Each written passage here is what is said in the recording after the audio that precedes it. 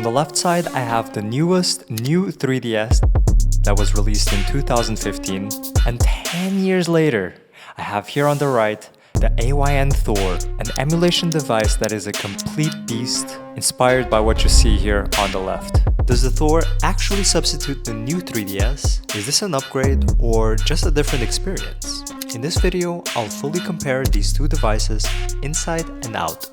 To fully compare these two devices, I wanted to start off with the exterior. Here are the exact dimensions and weight. If I put one on top of each other and align it, it seems like the new 3DS here, the black one, is slightly longer, but the Thor is slightly wider. The biggest difference, however, is in the thickness. The Thor is slightly thicker at the bottom. If you look at the sides, the R and L button protrude a little bit. This of course makes it possible to have a sensitive trigger, while the Nintendo being slimmer, you just have, however, a single button.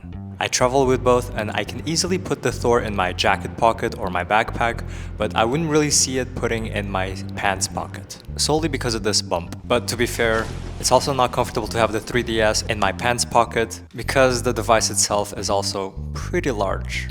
Now, of course, both devices have a hinge where you can open and close. I absolutely love this design because it naturally protects the screen and the joysticks from any joystick drift. Here in the inside, the joysticks are very different. While the 3DS has more of a two-dimensional joystick and a secondary tiny joystick where you could just kind of feel it here, the Thor possesses a more realistic and actual joystick on both sides. While I much rather prefer the joysticks of the Thor, I think the position of the second joystick here on the right is a little bit more uncomfortable compared to the 3DS. My right thumb is a bit more comfortable because it sits more naturally on the whole device. However, this really tiny button here doesn't respond as well compared to an actual joystick. The buttons are also something I wanted to compare because they're a little bit flatter, they're good buttons. Just the Thor has this thicker buttons, you can already see by the shadow, it has more travel time, they feel like better buttons, they feel more comfortable to press. The D-pad, they pretty much feel the same, although the Thor has a little bit more oomph to the button. This is the minimum brightness and the Nintendo has 5 levels, while this is the max brightness. The Thor has a more adjustable brightness, while this being the maximum. Let me turn down the exposure. And you can see already that the Thor has a much brighter screen compared to the 3DS. This is mostly relevant if you're playing outside in the sun. The Nintendo does have a touchscreen at the bottom, but the top screen is not a touchscreen.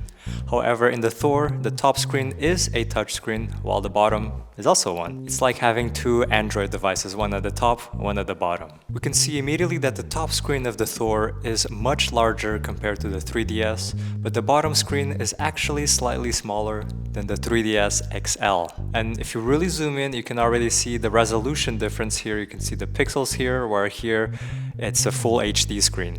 And the type of screen here on the right is AMOLED, which means the blacks are truly black. Whereas here on the left, I actually lucked out with this new 3DS. It's a double IPS screen, but still, it doesn't look as great as a Thor, regardless. But there's a very big difference in the touchscreens. The 3DS comes with a pen where the Thor doesn't. The 3DS touchscreen is controlled by pressure, whereas in the Thor, you cannot really control it with pressure. This is something very unique for the 3DS, because if you're using a pressure-sensitive screen, it is much more precise. Some DS and some 3DS games, they really require this precision.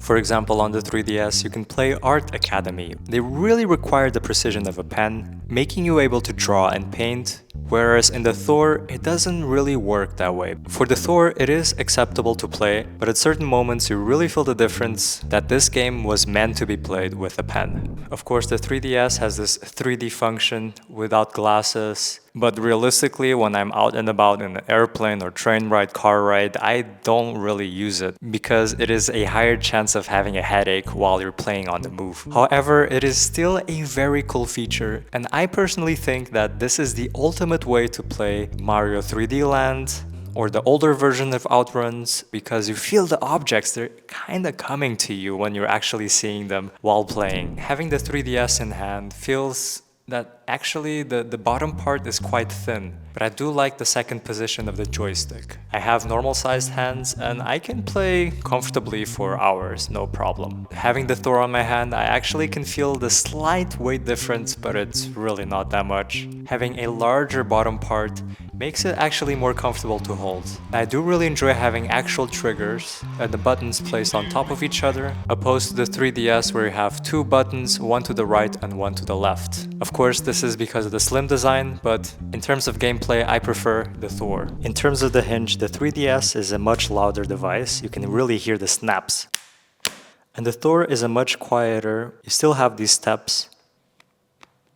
This is because the top screen is much lighter. The Thor has a USB-C charging and also a slot for a microSD card. The 3DS, however, has its own charging port. It is much slower to charge because the Thor has a 27-watt maximum charging, and you have to remove these screws to include an SD card, which cannot be too big because the 3DS cannot handle that big of a storage device. Of course, something that the 3DS has that the Thor doesn't is a selfie camera, and also two cameras on the exterior. The camera is something that I don't use that often, but being able to take 3D photos makes you really understand the depth of the pictures. Apart from that, it is actually kind of fun to mess around with the photos. And this is something really fun for all sorts of ages. Even me as an adult, I still love it. I kinda miss it. The battery size is much larger on the Thor compared to the new 3DS, but because the Thor has a much higher screen resolution and you're playing sometimes heavier games, and the 3DS has a much lower resolution, they actually end up having the same playtime. But if you're playing the same, for example, Game Boy Advance games, then the Thor really outperforms it. With the Moto 3DS, you can kinda stream to a TV, but it's complicated and you don't have the best screen resolution. However, on the Thor, you can just connect this dock and use an HDMI to any screen you want, basically being a tiny computer, where you also connect your Bluetooth controller. One unique thing about the Thor is that you also have charging separation. You can use a power bank or any charging cable, and it does not use the battery at all. And the Thor also has a fan if you're playing more heavy games. But what's even more interesting is what's in the inside. The Thor, of course, being a more modern device, 10 years later from the release of the new 3DS, has much better specs. The 3DS, of course, can play 3DS games, but it can also play DS titles, GBA titles, Game Boy Color titles, and the max you can actually push it is PlayStation 1 titles. The Thor being a much more powerful device, it can play many more things. You can basically play any emulator possible that you want for the Android. Especially having Steam games running, it is quite impressive. However, there are two very main big differences that makes these devices different from each other. The first one I already talked about, and it was the touchscreen, how the touchscreen made it possible for some games to be played on the 3DS, whereas on the Thor, it's basically impossible. I just don't have them installed. And the second one is that the Thor only uses emulators to play everything. While Nintendo DS games play very well here, because the Nintendo DS was an era where the touchscreen was something so new, a lot of the games actually rely on the touchscreen quite a lot. Of course, they're possible with the finger, it's just not the same. However, here on the left side, the Nintendo 3DS can play 3DS and DS games natively, because that's what the device hardware is made for. However, the Nintendo 3DS emulators, as I found, they haven't really matured yet. They are really not as efficient. I've tried playing games, but there's sometimes some spike lags when there are too many objects in the screen, for example. Or for rhythm games, they sometimes have an input delay. There are other games you can play perfectly, but I just wanted to let you know that is not perfect for the 3DS, because the 3DS, as it's the native device, it plays 3DS and DS games natively, because that's what the hardware allows it to do. Now, is one device better than the other? In theory, it might seem so, but if I were to ask, can the Thor substitute the 3DS? Well, no, because it doesn't have 3D, no, because it doesn't have an original touchscreen, and no, because it's still an emulation. Maybe what it lacks in those features, it really makes up for what you can play. I've always dreamed of playing some Steam games on the go without having a massive Steam Deck or Nintendo Switch. It feels surreal. Feel free to subscribe, I post videos about these two handhelds, and I'll see you in the next one.